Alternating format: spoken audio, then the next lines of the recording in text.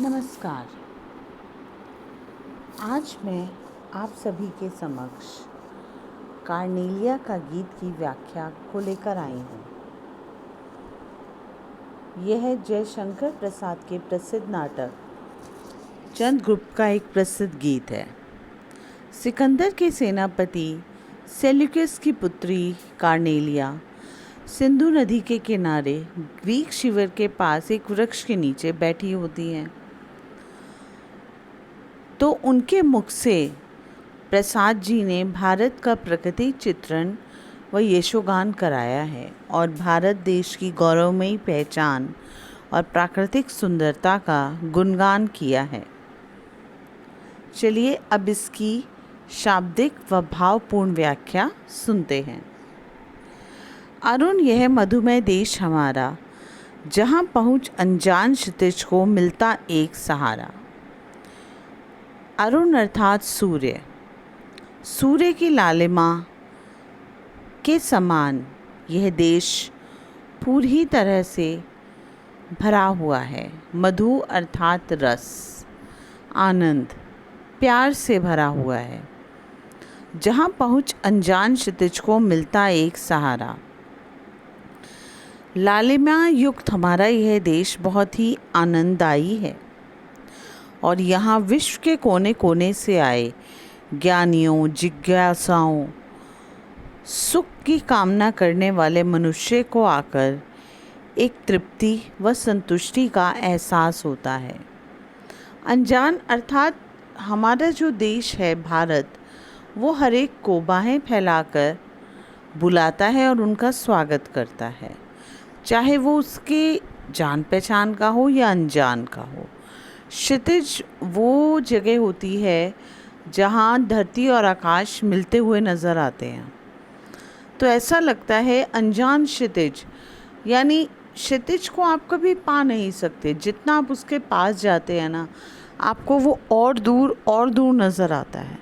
परंतु यहाँ कार्नेलिया के माध्यम से प्रसाद जी बता रहे हैं कि हमारे देश की सुंदरता इतनी अधिक है कि किसी भी अनजान क्षितिज को भारत सहारा देता है और प्यार से अपनी गोद में बिठाता है। सरस तामरस गर्भ विभा पर नाच रही तरुशिखा मनोहर। सरस यानी सुंदर, तामरस होता है तांबे का रस। जब सूर्य डूब रहा है, जो सूर्य के प्रकाश से जो पूरा आकाश भरा हुआ है, उसकी सुंदरता बिल्कुल जैसे तामरस के समान है। विभा होती है धरती।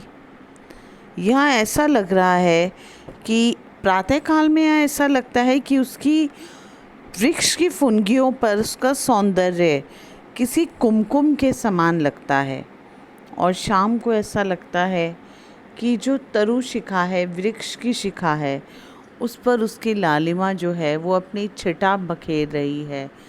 इतनी सुंदर लग रही है। पत्तियों के बीच में से जब वह सुंदरता उभर कर आती है तो उसका वर्णन करना ही बहुत कठिन हो जाता है। हर ओर हरियाली पर मंगल कुमकुम, सुंदरता का वह कुमकुम छिटका हुआ नज़र आता है। लघु यानी छोटे, सुरधनु से पंख पसारे, शीतल मलय समीर सहारे, उड़ते खग जिस ओर मुख किए, समझ नीर निज प्यारा। यहाँ पे कह रहे हैं कि ऐसा लग रहा है कि छोटे छोटे इंद्रधनुष के समान रंग बिरंगे पंखों वाले पक्षी एक शीतल और ठंडी बयार यानी हवा के साथ जैसे अपने घोंसलों में जाने के लिए उत्साहित है तो उड़े आते हैं।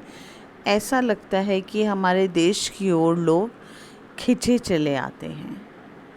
हमारे देश का यह वातावरण, यहाँ की संस्कृति, सभ्यता लोगों को अपनी ओर खींच लेती है। यहाँ का प्राकृतिक सौंदर्य इतना अनुपम है कि उससे कोई अछूता नहीं रह सकता।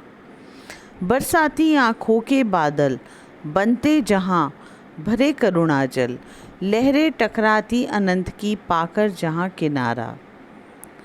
कह रहे हैं कि यहाँ के लोगों की विशेषता भी यही है कि यहाँ के निवासी करुणा और दया से परिपूर्ण हैं। किसी भी का दुख सुनकर उनकी आंखें जो हैं वो भर आती हैं।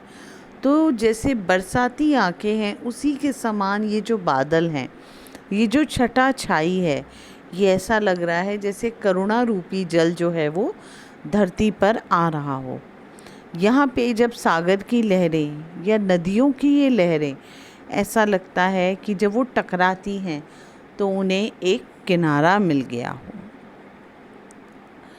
सागर की लहरें अनंत से आकर अनंत भारतवर्ष को अपना आश्रय स्थल बना लेती हैं। हेम कुंभले उषा सवेरे, भरती ढुलकाती सुख मेरे, मदिर ऊँगते रहते जब जगकर रजनी भर तारा।